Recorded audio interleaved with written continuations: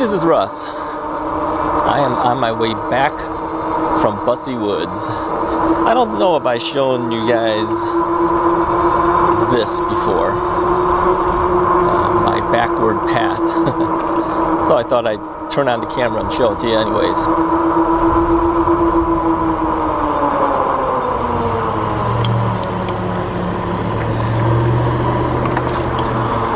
Yeah, Busse Woods is it's a long ride to get there and a long ride to get back. And then you got to go around for 11 miles. If you do that twice, that's 22 miles. So I only did it once. I was going to do it a second time, but I said, yeah, it's nice and cool, but it actually is kind of cold because it's so cool.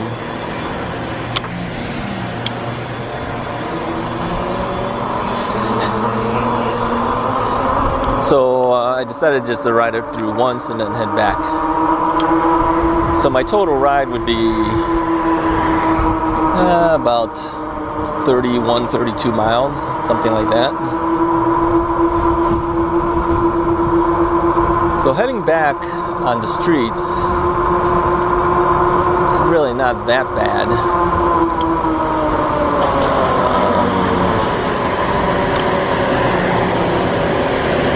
Not really sure what this guy's doing. We're gonna have to pass him. Cement mixer.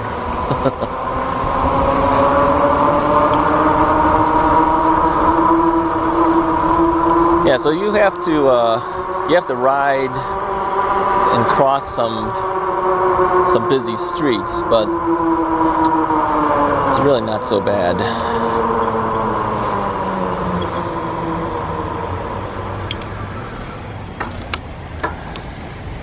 We're right by railroad tracks here. Let me show you that. See that? I know usually when I get off the bike, the camera looks like it's higher up. That's because when you're on the bike, you're kind of leaning forward, and the camera angle on the chest mount is set up for you guys to see when I'm riding. But when I'm off the bike and I'm standing while I'm waiting, and I'm not leaning forward, I'm trying to lean forward a little now. It shoots up into the air. There's no perfect thing for this stuff, but you know, you're not holding the camera.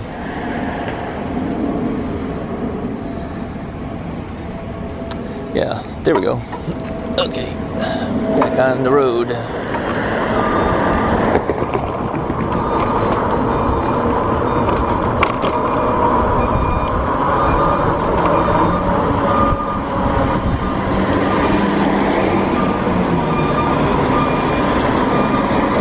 Yeah, so some areas it's a little busy with traffic, but overall this is a fairly tame street to be riding on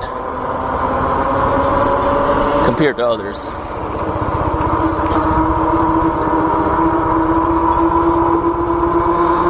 Still, people who are driving their cars and they're behind you, they usually do take a wider. You see, like this guy here, he's over on the other lane. They give you a little bit of space, and that's really what they need to do. If there's no cars, they need to do that. But I've had people not give me any space, you know, ride right up next to me. You know, you'll be like a foot away from them.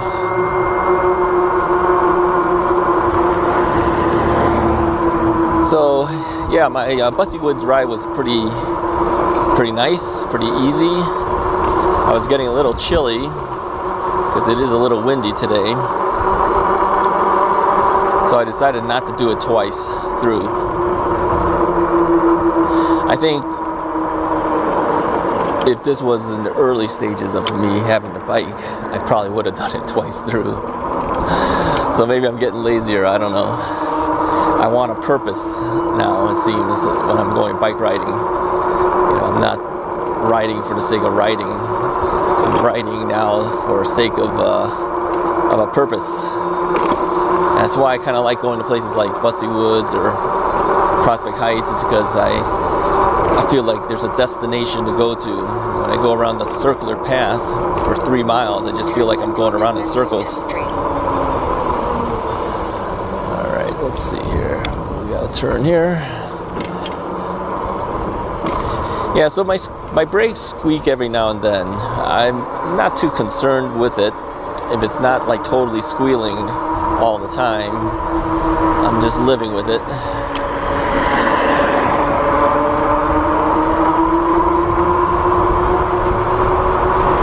And that only started happening when I had to adjust the brakes when I was heading towards the Botanic Gardens that one time. I'd just been too lazy to kind of fix it up further.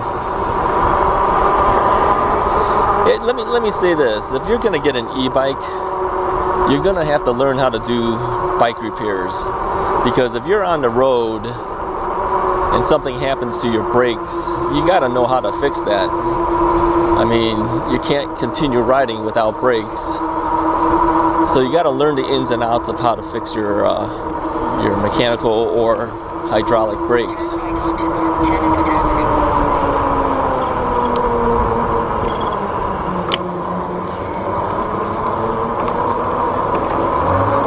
So getting to know all the ins and outs of bike repair seems to be an important thing. Let me turn here. I think I've missed my turn. And so the map program is kind of going crazy, not knowing what to do.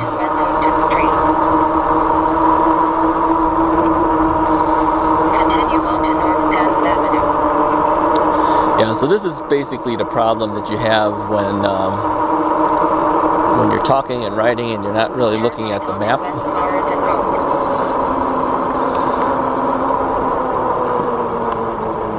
So I gotta go around certain things to get back to the road that it wants me to be on. Turn left onto North Connecticut Avenue.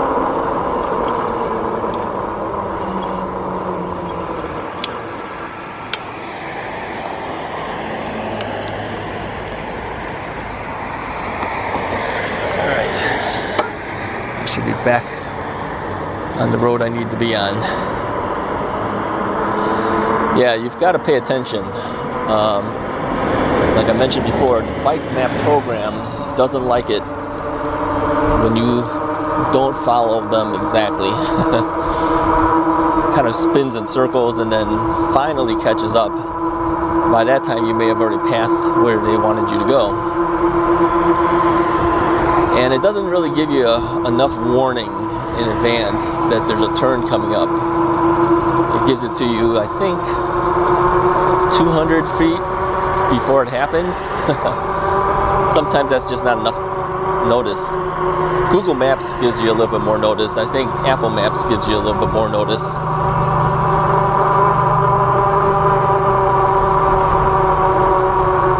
So yeah, this is the path I take heading back. It's not difficult, but I kind of sometimes like riding on the street to see things around me. That's not just always a forest reserve. I don't know how you feel about that, but and I don't like riding around the streets around my own neighborhood because I kind of know what that looks like.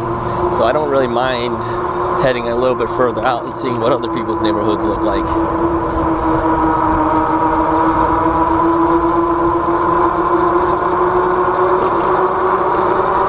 Really, there's only a couple of major streets I have to ride on, heading to Busse Woods. But really, without this map program, I would have never figured out how to get there without taking some major roads. So the bike map program definitely does give me some advantage of using streets that are designated as bicycle streets.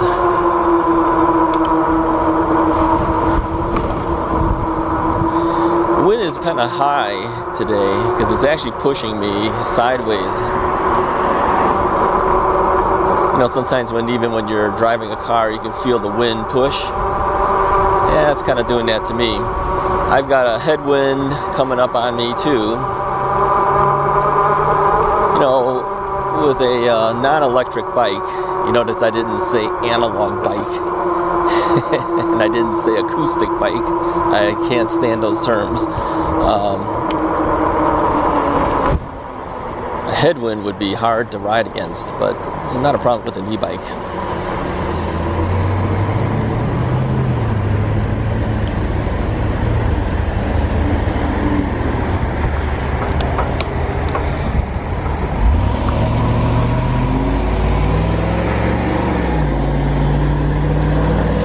So this bike rider in front of me, I know we've seen her before on one of my other videos, but yeah, she was already crossing the street before the light had changed. I don't think I'd like to do that, crossing the street before the lights changes on Palatine Road. It's a little scary doing that. I don't know why some people take that risk.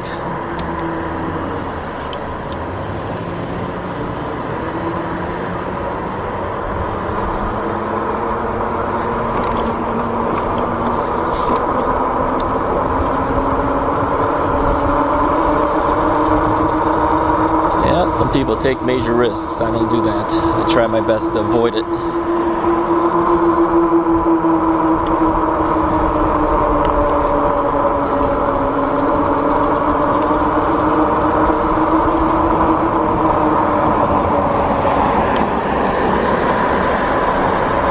You also need to be aware that sometimes if you're riding too close to cars that are parked, they could open their door and slam right into you.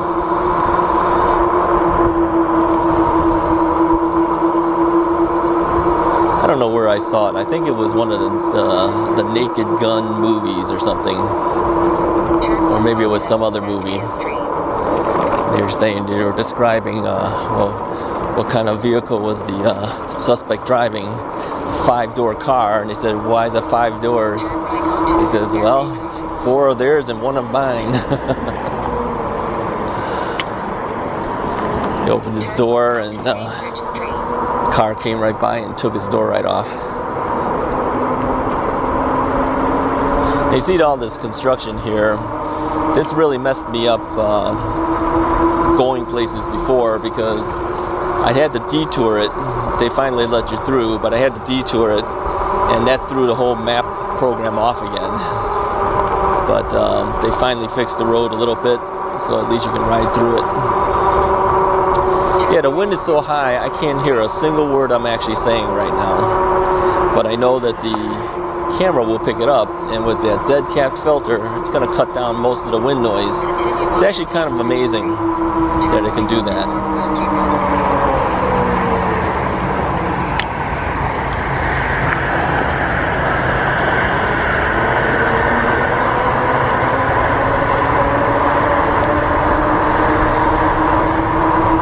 So,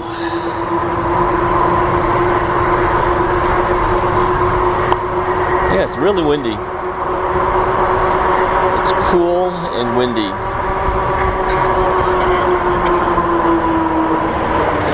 Here's another thing too that I noticed. You know, hand signals. Let's talk about hand signals. Make a left turn, you stick your hand out. You know that's kind of hard to do when you're slowing down and using your brakes, because your brakes are hand brakes. So how are you supposed to stick your hand out if you're using your hand to pull on the brakes? I've noticed that several times. Is that unless I do it way, way, way in advance before I actually hit the brakes, kind of hard to do it. Now, I know that as I was learning the rules of the road, talking about years and years ago, the proper way to do a left-hand turn signal is what? Stick your left arm out. How do you do a right-hand turn signal? You stick your left hand out with your arm facing up, right? It's like a little L shape. Well, nowadays you can stick your right arm out too, so either one is proper. I tend to want to use my right arm because I think it's pretty noticeable. You stick your right arm out, the guy's probably going to turn right. You stick your left arm out, the guy's turning left. The problem though is, at least for my bike, my throttle is on my right hand. If I stick my right arm out, I can't use my throttle, which means I now have to pedal while making a right hand turn signal. And I really don't like the left hand for the right turn signal. Left hand with the the hand facing upwards, like an L shape. I never liked that. Or stop. How do you do a stop? Left hand with the hand facing downwards, right? That looks weird too. The only thing that looks good is left hand out for the left hand, left turn, and the right hand out for the right turn. All right, so the clock is telling me my time is up. Anyways, if you like the video, hit the like button, hit the subscribe button, and I'll talk to you guys next time.